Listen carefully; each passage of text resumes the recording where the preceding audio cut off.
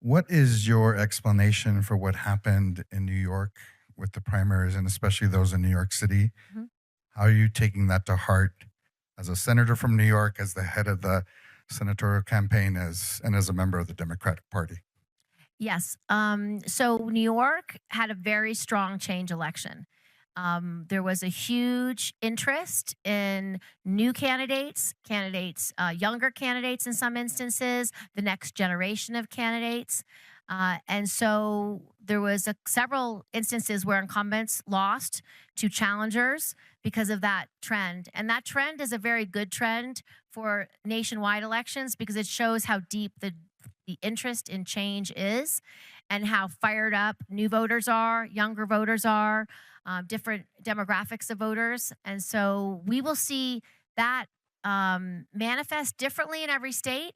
The change election will be different in North Carolina than it will be in New York City, but it will exist and it'll exist in a lot of places. And it'll look differently in every state.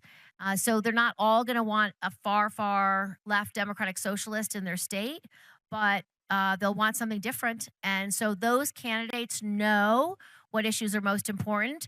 And I can tell you the common theme with all the candidates that are running right now is costs and just listening to voters about what their lives are like. And their lives are not easy.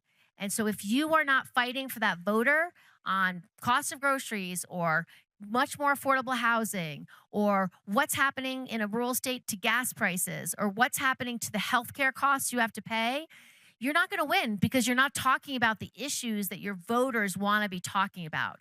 So almost all the candidates continued on the message of costs from the Mamdani election straight through, even including our gubernatorial races with Mikey Sherrill and with Abigail Spanberger. They ran as much more moderates, but they ran as people who cared about the cost of living, how voters were living their lives, and what they could do.